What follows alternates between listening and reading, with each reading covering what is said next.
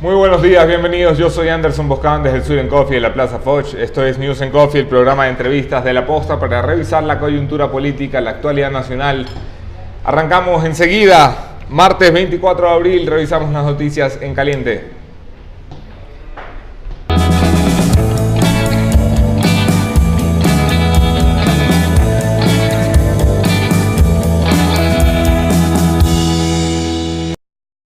El plan económico del presidente de la República, Lenín Moreno, encuentra su primera piedra en el zapato luego de que la Comunidad Andina de Naciones, la CAN, estableciera que, ya hemos roto el techo para elevar los aranceles. Recuerdan que el plan económico tenía 14 puntos. Uno de estos puntos establecía la elevación de los aranceles de al menos 395 partidas.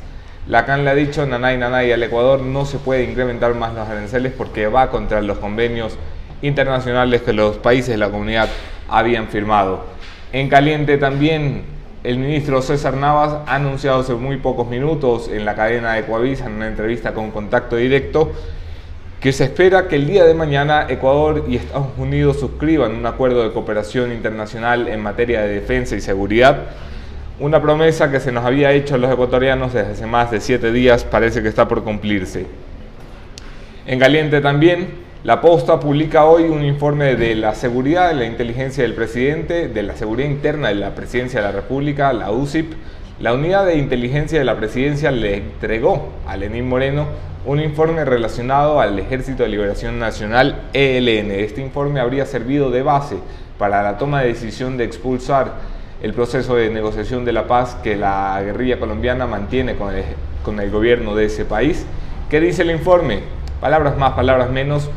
Le atribuye al ELN una capacidad de diplomacia sigilosa monumental, con vínculos políticos en Ecuador que alcanzan incluso a altos funcionarios del gobierno de Lenín Moreno. Le atribuye reuniones en territorio ecuatoriano con tarras y personas vinculadas al grupo terrorista ya disuelto ETA, reuniones con partidos políticos ecuatorianos, reuniones con la academia ecuatoriana. Publicaremos los detalles en el transcurso de la mañana. De esto precisamente va mi entrevista de hoy. Tengo la fortuna de contar esta mañana con Ervin Hoyos, periodista colombiano, experto en la cobertura relacionada a las FARC, la guerrilla y el conflicto armado. Nos vemos en la entrevista.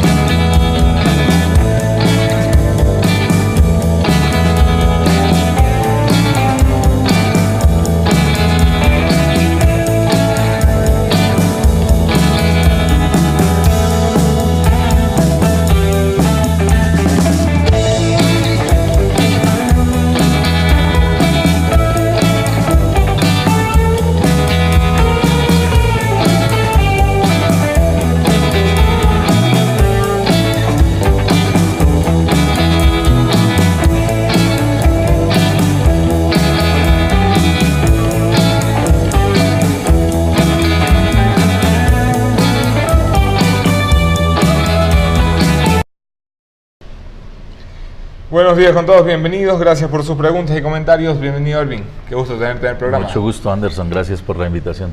¿Qué tan loco estás para tener que irte a la frontera, hombre?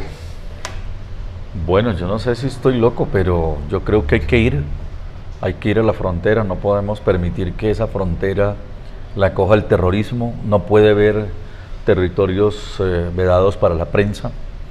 Yo no he estado solamente en esta frontera, he estado en 16 guerras internacionales, desde Irak, Bosnia, Sarajevo, Belgrado, Ruanda, Angola, Sierra Leona, Palestina, Afganistán, Chechenia. En Chechenia me torturaron, en Colombia fui secuestrado por las FARC. Entonces yo creo que ya hay unos principios basados en la concientización de que como periodistas, en mi caso personal, yo estoy para entrar donde nadie entra, para meterme en donde muchos colegas y periodistas no llegan. ¿Por qué es tan importante que el periodismo esté? Siempre detrás del periodismo van las autoridades, van las instituciones, va el Estado. El Estado no tiene tantos ojos para mirar lo que está pasando en zonas como estas. Y eso lo hacemos los periodistas. Es más, esa es nuestra misión, esa es la labor, esa es la responsabilidad que tenemos con la sociedad de investigar, de llegar a donde el Estado no llega, en donde los Estados no son capaces de cubrir necesidades. Nosotros somos los ojos de esas sociedades para ir a denunciar lo que pasa y, como siempre lo digo, detrás de la prensa siempre llega el Estado. Lideraste una misión periodística internacional que trató de convocar a diferentes colegas de distintos medios, incluso de distintos países, para llegar a la zona del conflicto, la llamada zona cero en Ecuador, que es nuestra frontera norte, particularmente Mataje, un pueblo que ahora describen como fantasma. Primero cuéntame la experiencia de la MPI, de la Misión Periodística Internacional, y luego entramos a cómo está el territorio fronterizo ecuatoriano. Bueno, la Misión Periodística Internacional ha hecho presencia, como ya se lo mencionaba, en muchas guerras internacionales. Siempre hacemos trabajo periodístico humanitario. ¿En qué consiste eso? En que yo, cuando voy, por ejemplo, a una guerra, no solamente voy a reportar, yo voy como apoyo a las organizaciones locales de derechos humanos, y en el tiempo que nos queda libre hacemos trabajo periodístico. Este es un tema de mucho tiempo atrás, que dio origen a organizaciones como los Cascos Blancos y muchas otras organizaciones, pero los primeros en actuar de esta manera fuimos nosotros, en ir a regiones, zonas de conflicto, como base de ayuda humanitaria y luego haciendo periodismo. Entonces aquí en Mataje, tan pronto son secuestrados estos colegas, yo lo primero que propuse es ir a la zona, pero ir a la zona en busca de que nos los entregaran, que los pudiéramos, si se pudiese llamar, rescatarlos, para que los secuestradores entiendan que eran periodistas, que no son ficha negociable con un gobierno, que por ellos no se puede exigir nada porque son elementos de la sociedad, ellos no son funcionarios públicos. Quien no te conoce y no conoce tu experiencia, a lo mejor escucha eso: queríamos ir a la zona y que nos los entregaran, y piensa que es algo pretencioso. ¿Por qué te entregarían o le entregarían una misión periodística a unos secuestrados? No es la primera vez que ha ocurrido. Nosotros hemos mediado en muchas circunstancias de crisis de rehenes, en Salvador, en Guatemala, en México, en Colombia. Yo he participado en muchas misiones de liberación de secuestrados. Puedo decir que fácilmente unas 3.200 en los 24 años que duró el programa Las Voces del Secuestro en Caracol Radio. Yo he asesorado a las familias para buscar la negociación sin pagar de los secuestros. Yo estoy contra el pago del secuestro. Siempre digo que hay que buscarle la opción de negociar sin pagar. ¿Por qué razón? Porque cuando se paga por un secuestrado, ese secuestrado se vuelve 50, 100 fusiles, 200 fusiles. Eso fortalece la guerra. Exactamente.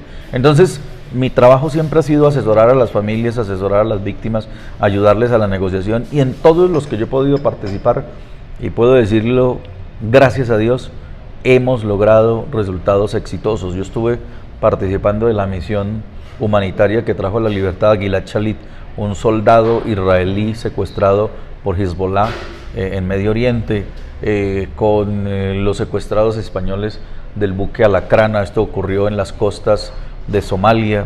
He participado, ahorita estoy justamente comisionado para participar en la negociación de una monja colombiana que está secuestrada por el Boko Haram en Mali. Y bueno, mi trabajo es humanitario. Nosotros no cobramos dinero, nos financiamos nosotros mismos nuestros gastos porque nos gusta, porque es una pasión, porque creemos que como periodistas y como... Disculpa que te aborde sobre eso, no quisiera desviarme del tema de la entrevista, pero leía críticas de un periodista colombiano, Gonzalo Guillén, precisamente a la financiación de programas como el tuyo. No, el programa nunca tuvo financiación, no, eso es, no es preciso, no es correcto, porque nunca, empezando que yo, cuando me secuestraron, en esa época le pedí a Caracol el cambio de mi contrato, y se cambió el contrato para que no ganara yo dinero por concepto de ese programa. Mi contrato costaba una moneda de 400, dos monedas de 200 pesos, o sea, 400 pesos colombianos, 50, 40 centavos de dólar más o menos.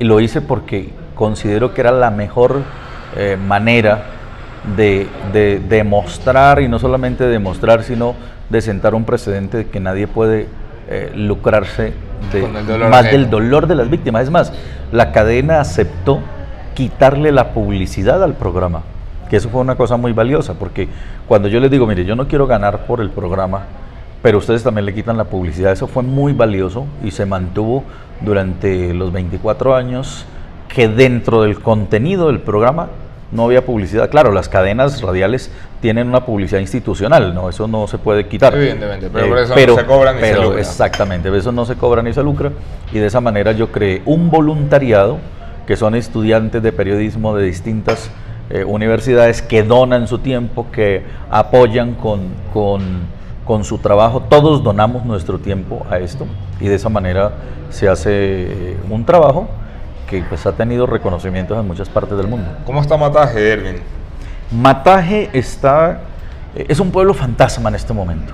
Es un pueblo fantasma, es un pueblo en donde hay 5 o 6 personas viviendo allí que no quisieron salir, que están censadas por las autoridades. Los demás todos fueron sacados de la zona y llevados hasta San Lorenzo, en un albergue en donde los tienen allí concentrados. La mamá de Guacho, que vivía ahí en Mataje, también estuvo en este albergue. Luego posteriormente la llevaron la dejaron ir, y ella al parecer se fue hacia el lado colombiano, donde muy seguramente está Guacho.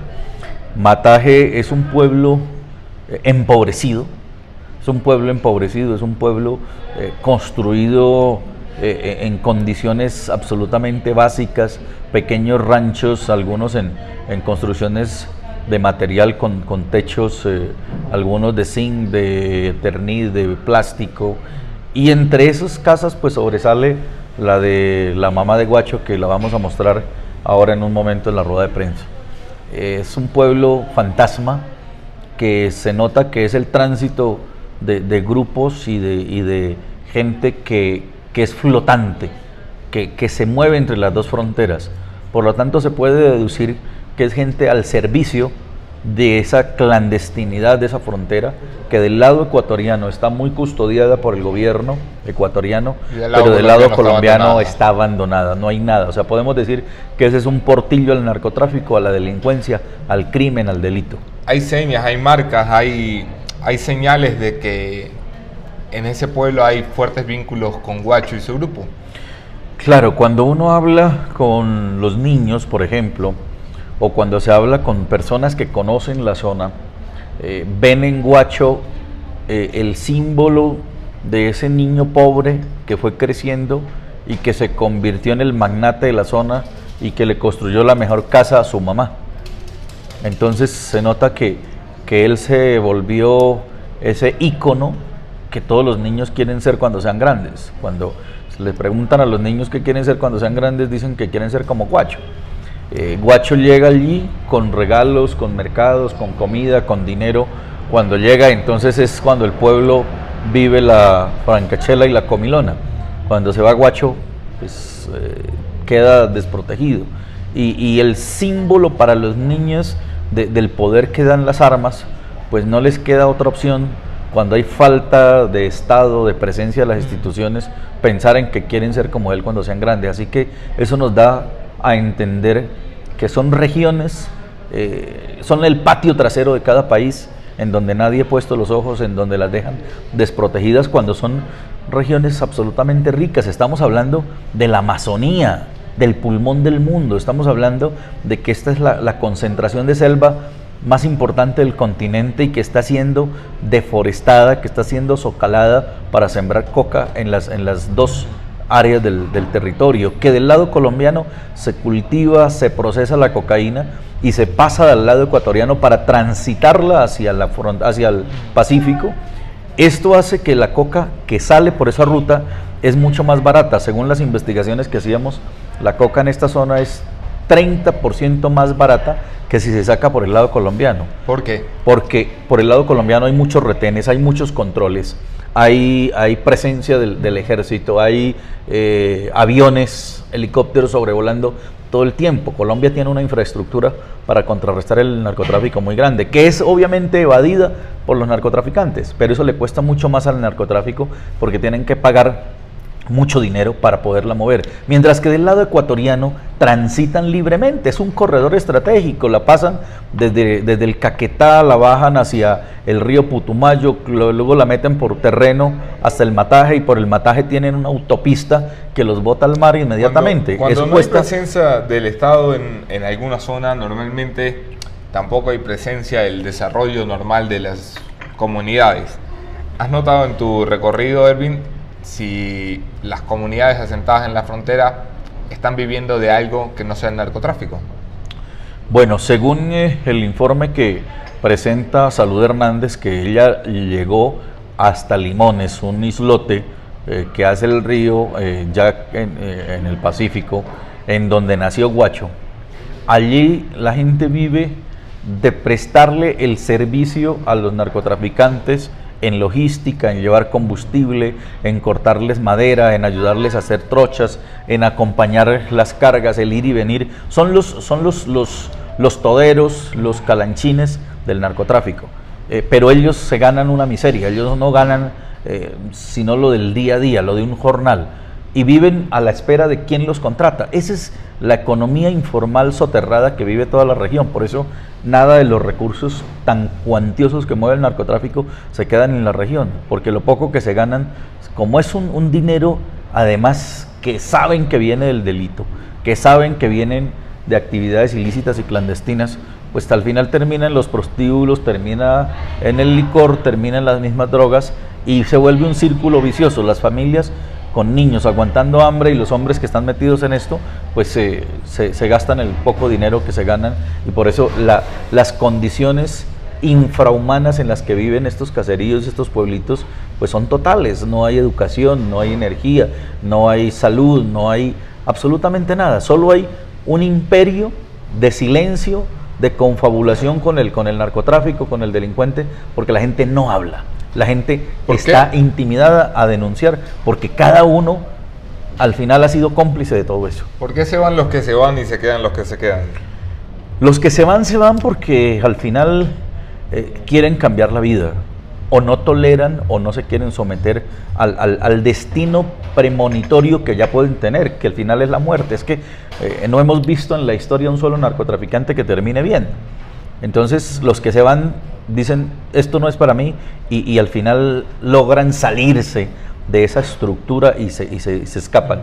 Los que se quedan muchas veces por presión, porque son cómplices, porque tienen mucho conocimiento, porque les amenazan si se van con sus familias a matárselas, así que no les queda otra opción. Son personas que ya cayeron en ese remolino delincuencial que los mantiene allí hasta que por fin se los traga.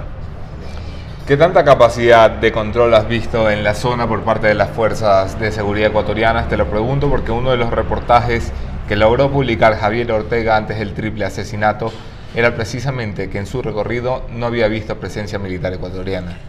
No hay presencia militar por varias razones, entre esas por una razón de tipo político. Por ejemplo, el río Mataje es frontera natural entre Colombia y Venezuela. Entonces, si Ecuador manda tropas y manda lanchas a cuidar el río. Colombia y Ecuador, ¿no? Claro. Si Ecuador manda lanchas a cuidar el río, técnicamente o jurídicamente la mitad del río es de Colombia y la mitad del río es de Ecuador.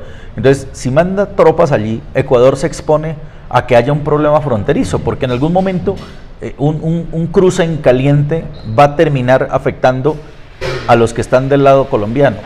Y Ecuador es muy respetuoso de eso.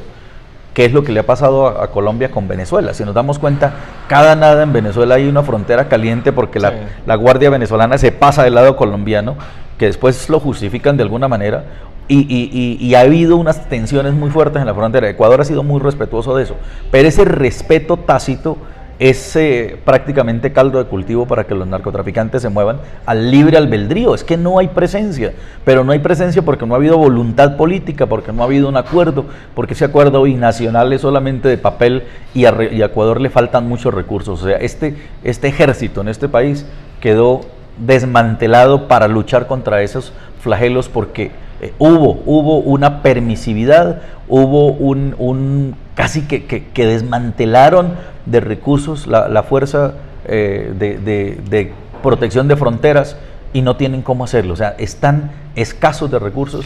Yo creo que el gobierno ecuatoriano se tiene que replantear toda su política de fronteras, fortalecerla con equipos técnicos modernos, con helicópteros, con aeronaves, con todo lo que se necesita, con drones, con todas las nuevas tecnologías para cuidar esa frontera, que en total son 731 kilómetros, de los cuales 120 kilómetros están al libre albedrío de los narcotraficantes.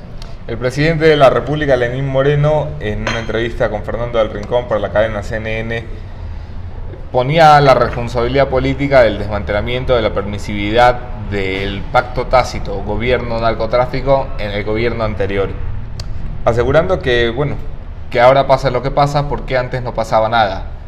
¿Hay evidencias de aquello? ¿Se recoge algo en el camino, en el territorio?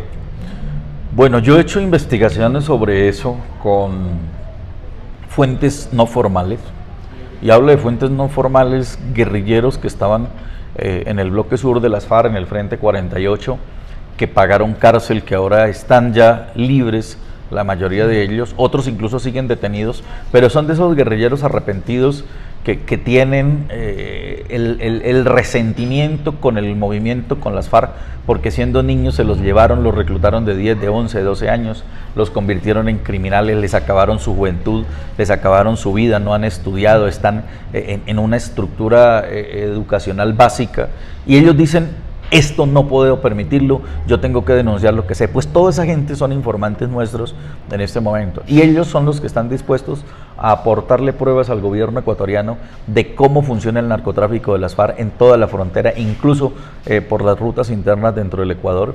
Hay uno de estos guerrilleros que, siendo él uno de los lo que llaman ellos los financieros, los que le manejan el dinero al Frente 48 de las FARC, fue el que le entregó dinero a la campaña de Rafael Correa.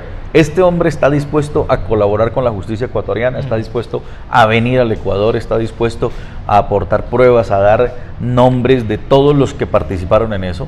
Tenemos muchísimos testimonios que están dispuestos a colaborar, y yo le estoy diciendo, aprovechando esta entrevista al gobierno ecuatoriano, cuenten con los testimonios de todos ellos. Ellos están dispuestos a venir. Me lo manifestaban anoche en una videoconferencia que tuve con algunos de ellos.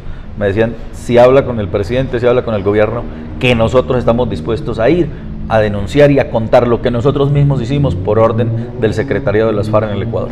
¿A cambio de qué? De nada. Ellos son personas que cometieron delitos, ellos son personas que están arrepentidos de lo que hicieron, pero como ellos mismos dicen, nos convirtieron en delincuentes, nos convirtieron en criminales, y queremos contribuir ahora parte del resarcimiento de los daños que ellos mismos causaron. Lo están haciendo a conciencia. Es que ellos me han visto por televisión hablando de esto y me dicen: don Ervin, es más, yo creo que si esta entrevista lo ven algunos, me van a decir: yo también sé de esto y yo quiero aportar, yo quiero también denunciar lo que está pasando. ¿Por qué? Porque al final todas las personas en la vida tienden a reorientar su rumbo. Ese es un concepto natural de cada ser humano, decir: oiga, yo la embarré, cometí errores, cometí delitos, quiero contar lo que está. Y todo el ser humano, toda persona en estado consciente está dispuesto a eso. Pues justamente ellos llegaron ya a ese momento, y la mayoría de esa condición psicológica la da la cárcel. Cuando ellos tienen la oportunidad de estar en una cárcel, de pensar tanto, llegan a esa reflexión y dicen: ¿saben qué? Yo voy a contar lo que pasó. Ha sido crítico el proceso de paz en Colombia, junto con otros periodistas, Salud Hernández, la gente de RCN.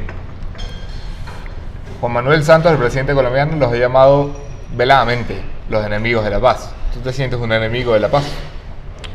Pues si la paz significa impunidad, si la paz significa mentirle al país, si la paz significa encubrir el narcotráfico y el terrorismo, si la paz significa corrupción para venderle al país algo que no es real, si eso significa la paz, yo soy enemigo de la paz.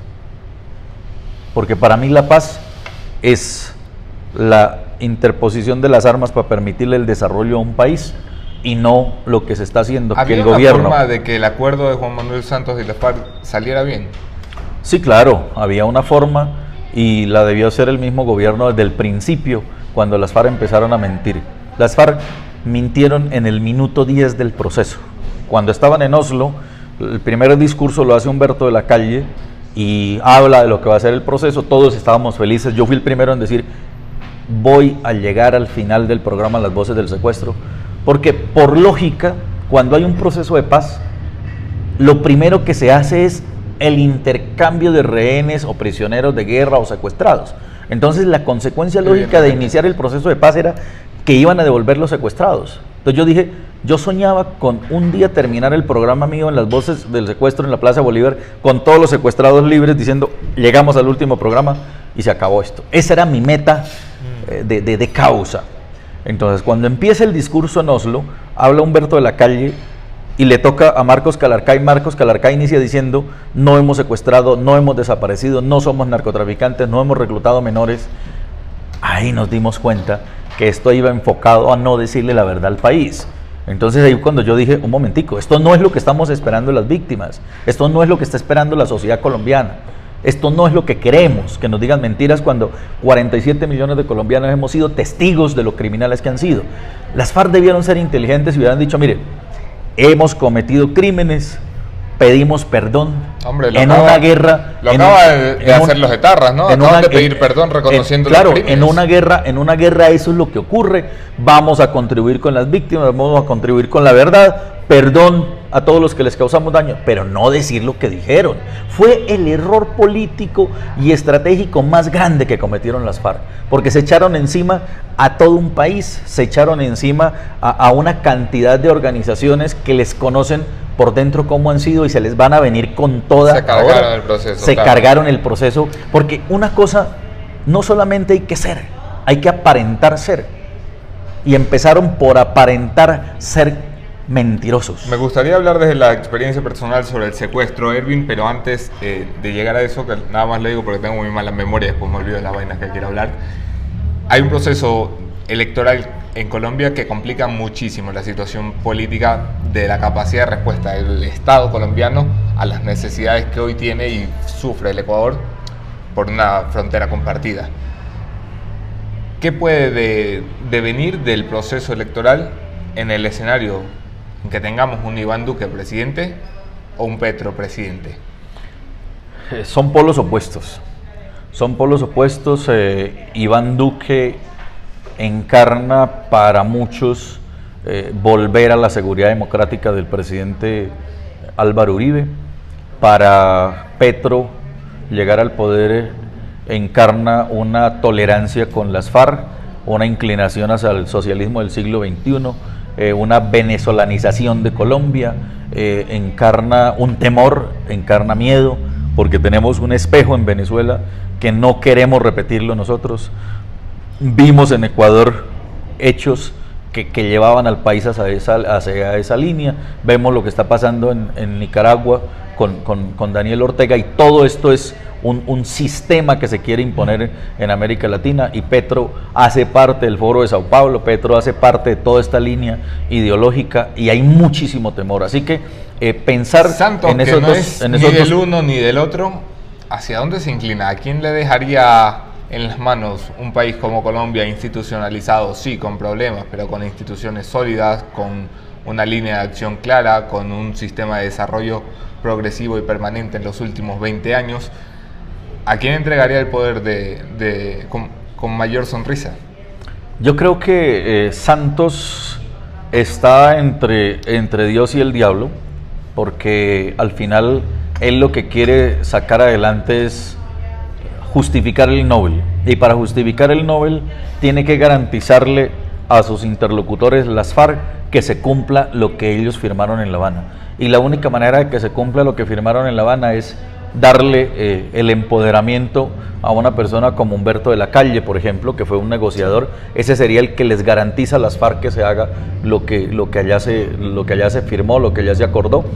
Y por la línea de Humberto de la Calle pues viene la línea de la izquierda también, porque el Partido Liberal, que era un partido de centro, pues ahora en este momento, por la ambición del poder, terminó puesto en la izquierda. Entonces el Partido Liberal ideológicamente perdió su timón, se le partió una asta de su timonel y ahora se giró a la izquierda y no lo pueden controlar, ya se encarriló a la izquierda. El Partido Liberal perdió el rumbo en Colombia, entonces Santos va por ese lado.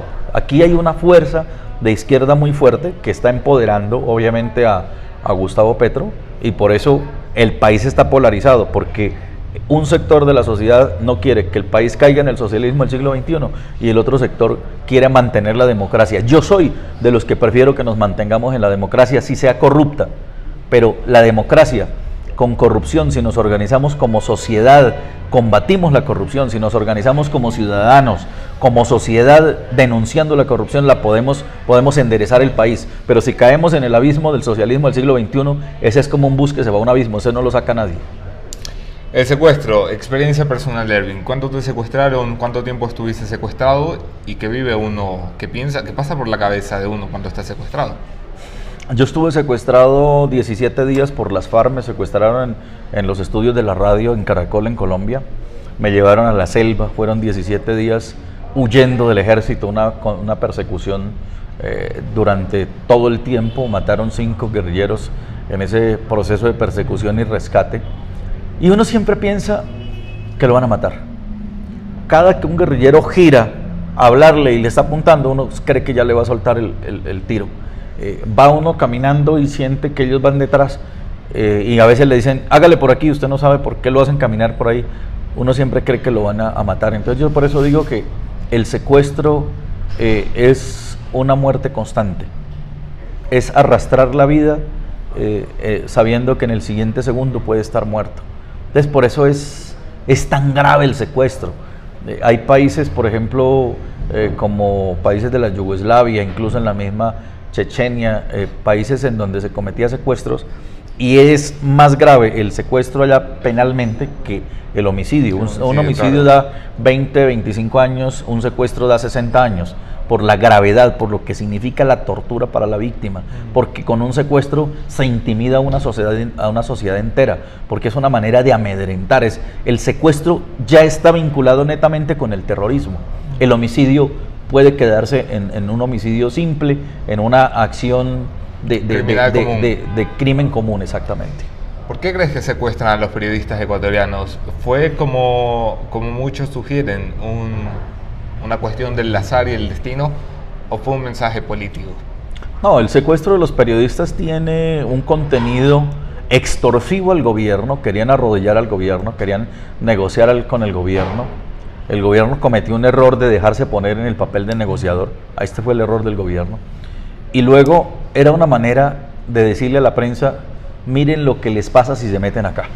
Es la primera vez en la historia que las FARC le ponen cadenas a periodistas, que le ponen candados a periodistas.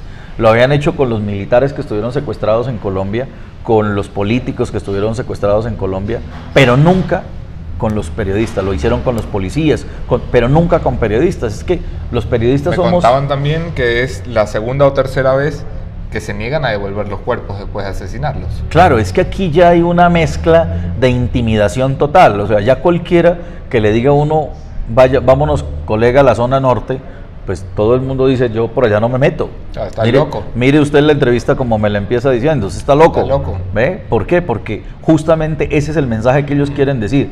Aquí no se mete nadie, aquí mandamos nosotros. Ese es el mismo modelo de terrorismo que han impuesto los cárteles del narcotráfico en México. Cuando empezó esta ola de acciones criminales en México, a los primeros que atemorizaron fue a los periodistas, fue a la prensa. Yo empecé a ir a México y me metí a las zonas más difíciles de México, y lo primero que me decían la policía cuando se daba cuenta que yo era periodista es, ¿usted qué hace aquí? Camine, lo sacamos. Yo, no, es que yo no me quiero ir, yo estoy acá trabajando. Claro, yo andaba encubierto, andaba disfrazado. Claro, el organizado al final lo que quiere es crear una especie de agujero negro, claro, donde está impedido para el Estado de Derecho, gueto, para... un gueto que nadie entre ahí, que nadie penetre. Por eso le digo, cuando no hay periodismo, no llegan las instituciones. Es como si nada pasara, pero todo pasa. Porque imagínense, por ejemplo, en México, llegaban, cogían personas, las colgaban de los puentes, duraban esas personas 2 horas colgadas de un puente, asesinados allí, los mataban, y llegaban 2 horas, y era prohibido por parte de la prensa ir a mostrar una foto de estas.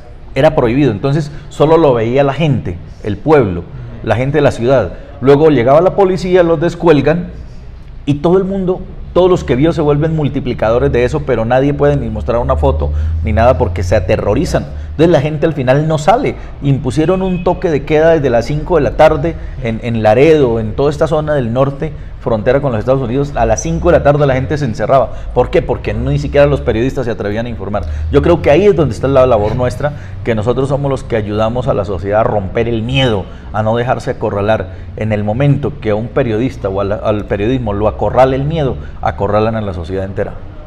Hay vuelta atrás con lo que has visto en Ecuador, me explico. Este era un país donde el terrorismo se leía en las páginas internacionales de noticias. Ahora lo vivimos en la segunda y tercera página de los periódicos, en las aperturas de los noticiarios y en la conciencia y pensamiento de cada ecuatoriano que todas las mañanas se levanta o con una amenaza de bomba falsa o con el pensamiento de nuestros colegas periodistas o de Oscar y Katy que siguen secuestrados o de los 4 militares muertos. ¿Hay vuelta atrás una vez que cruzas la frontera del terror? Difícilmente. Cuando se pierde la tranquilidad, se pierde. Cuando usted se le meten a su casa donde sabía que estaba tranquilo y le rompieron el techo, se le metieron por la parte trasera, le rompieron la puerta y se le metieron, a partir de ahí uno pierde la tranquilidad. Lo peor que puede pasar en una sociedad es que pierdan la tranquilidad. Aquí ya se perdió la tranquilidad. Hay que hacer un trabajo de unión con el Estado, con las instituciones, de fortalecimiento, de reacción de la sociedad, pero la sociedad todavía está adormecida. Yo creo que aquí hay que coger a los ecuatorianos y pellizcarlos para que reaccionen. Esto que acaba de pasar en la frontera no es que acaba de suceder. Es que acaba de volverse visible. Acaba de volverse visible porque allí ha sido la zona de descanso, el balneario de recreo del narcotráfico desde hace muchos años. Pablo Escobar fue el primero en traficar en esa zona. Las FARC, cuando empezaron a traer semilla de coca de Bolivia, en esa zona fue donde empezaron a cultivar, en donde hicieron las primeras pruebas de cultivos incrustados en la selva, lo hicieron allí. Luego la migran al Putumayo y al Caquetá. Esta zona ha estado en poder del narcotráfico desde siempre. Lo que pasa es que ahí sí, como dicen los bandidos, calentaron la zona. Y la calentaron por un error estratégico, haber secuestrado a los periodistas. La calentaron porque se desbordaron en llegar a atacar la estación de policía de San Lorenzo, el comando de policía de San Lorenzo. ¿Por qué? Porque allá había unos pagos tácitos de todo eso que se genera cuando hay narcotráfico, es pagar por adelantado el permiso para las rutas, y al cambio de mandos en la zona que lo hace este nuevo gobierno, se les rompe esa estructura criminal, empiezan a capturarles gente, empiezan a cogerles cargamentos de droga, y ahí es donde ellos dicen, bueno, ¿y qué pasó aquí?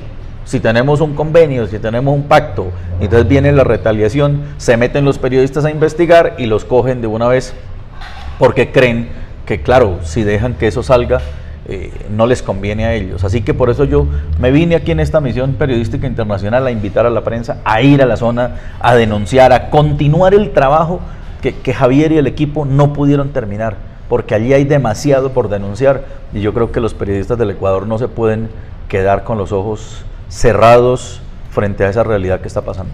Preguntas de la audiencia para cerrar la entrevista con Ervin Hoyos. Silvia Santa Cruz. Ervin, ¿cómo se puede entender a Guacho? ¿Este es un miembro de las FARC? ¿Es un miembro de los carteles o es un híbrido? Yo creo que es un androide, porque pertenece a las FARC, es de la línea de las FARC, alias Fercho es línea secretariado. Las FARC han sido narcotraficantes siempre, o sea, no nos dejemos meter en el concepto ideológico de las FARC. Por eso cuando aquí en Ecuador decían, y yo escuchaba a algunas personas que decían, no, es que es el problema de Colombia el que se nos está metiendo acá. No, señor, el problema ideológico de Colombia sí es un problema ya interno, pero es que aquí lo que está entrando es el narcotráfico, que es un problema transnacional. Acá el problema es de narcotráfico.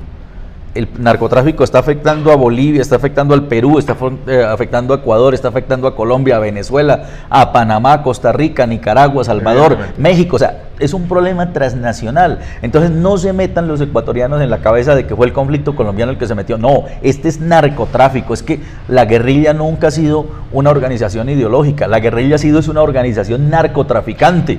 Y lo tenemos que ver así para entender que el problema está incrustado en Ecuador desde hace muchos años. Guacho es parte de esa estructura criminal narcotraficante que se llama FARC. Gustavo Vargas te pregunta si pudiste ver el puente en Mataje. Esto es una polémica que se ha abierto en Ecuador, con un puente que lleva a ninguna parte de un compromiso bilateral que no se cumplió por parte de Colombia y que el presidente Lenín Moreno atribuye a una obra de Ecuador, del gobierno de Rafael Correa, para favorecer a la FARC y el narcotráfico. Lo pudimos filmar, el puente está registrado y efectivamente hay una carretera 4G que llega, termina el puente, termina y se encuentra un barranco como esta pared, una barranca, no hay más. O sea, un puente, como usted mismo lo dice, que conduce a ninguna parte. Víctor Hugo Buján, ¿qué opina de la negativa de Santos de guardar un minuto de silencio por las víctimas de la frontera el día de ayer en un acto público en Nariño? Me parece un acto cínico, que duele. A mí me dolió ver la actitud que tuvo cuando le impidió al gobernador de Nariño hacer ese minuto de silencio. Ahí es donde se da uno cuenta que Santos y su gobierno no quiere que hablen mal de las FARC. Santos y su gobierno no quiere reconocer que las FARC siguen activas. La respuesta que dio en una de las entrevistas fue: las FARC no existen. O sea, quiere tapar el sol con un dedo. Eso es imposible cuando las FARC es una estructura narcotraficante que sigue activa, que lo que hicieron fue dividir el grupo, sacar el 30-35% y desmovilizarlos y los demás dejarlos cuidando las zonas estratégicas del narcotráfico. Un brazo político, un brazo claro, narco. entonces lo que hicieron fue efectivamente tener ahora brazo político, que están del lado del gobierno, apoyando decisiones del gobierno, y las otras siguen de la retaguardia, cuidando las zonas de narcotráfico, extorsionando, secuestrando, delinquiendo, y que ahora pues está aprobado. Un miembro del secretariado negociando 10 toneladas de droga para enviar a Estados Unidos. Todos son narcotraficantes, todos. Santriz es narcotraficante probado, Iván Márquez es narcotraficante probado, está de la mano con el Paisa, que es otro narcotraficante probado. Todos tienen vínculos probados ante la DEA por narcotráfico. ¿Sabe qué está haciendo la DEA? Está esperando. Pero se acordará de mí, que le va a llegar medida de aseguramiento a todos por narcotráfico. Silvia Santa Cruz, ¿qué falló en la negociación con los periodistas secuestrados? ¿Por qué los mataron? ¿Crees que no quisieron negociar, como dice el gobierno? ¿Los atacaron los militares, como dice Guacho? No los atacaron los militares, hubo un error por falta de experiencia del gobierno, hubo un error también, yo digo, de apresuramiento, se aceleraron en dejarse poner como negociadores, le siguieron el juego a los secuestradores al dejarse poner en el papel de negociador. El Estado nunca puede ser negociador con el terrorismo, tiene que nombrar a un tercero, a un cuarto. Había podido negociar la Fundación de Periodistas, había podido negociar la familia con el aval del gobierno, pero no ser el gobierno mismo el que iba a denunciar. Ahí hubo tal vez egos, hubo intereses protagónicos de querer salir adelante, pero lo que yo sí creo, y hago esta salvedad, lo hicieron de buena fe. O sea, ahí no hubo mala fe. Desconocimiento, inexperiencia, falta de tacto, de haberse asesorado, pero sí puedo decir que no hubo mala fe. Fueron asaltados en su buena fe. Esta ha sido la conversación con Ervin Hoyos. Un verdadero gusto tenerte en el programa, Ervin. Vuelve cuando quieras. Muchas gracias. Gracias a ustedes también por conectarse, sus preguntas, sus comentarios y sobre todo a todos los que comparten el contenido de La Posta. No saben cuánto nos ayudan. Volvemos enseguida a la conclusión de esta mañana, el punto final.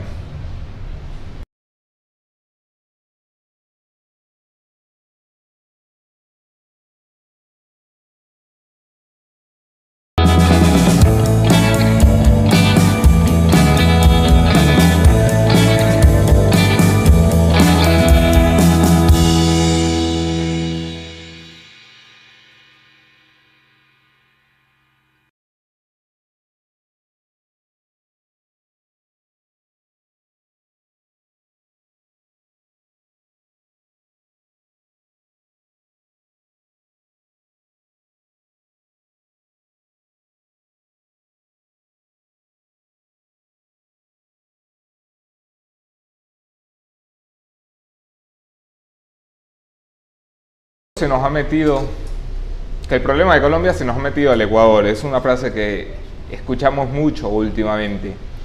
Lo señalaba Erwin Hoyos en la entrevista. ¿De qué problemas de Colombia estamos hablando? ¿Del de la FARC, que quieren tumbar un gobierno por la vía de las armas? Pues ese problema ya no lo tiene Colombia, mucho menos lo ha tenido Ecuador.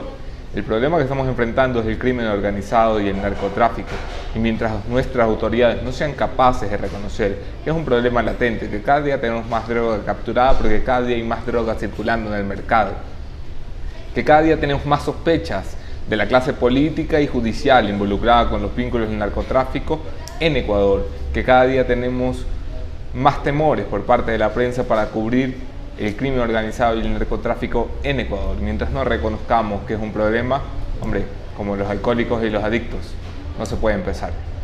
La recuperación, ¿cómo hacemos para salir adelante? Queda en manos de las autoridades. El periodismo hace su tarea: investigar, apoyar, denunciar. Nos vemos aquí mañana. Otro tema, otro entrevistado, mismo entrevistador. Mañana anuncia su presencia el asambleísta Henry Cucalón, interpelante del fiscal Carlos Vaca Mancheno. Le llegó la hora vaca. Soy Anderson Boscán desde Sweden Coffee de la Plaza Foch.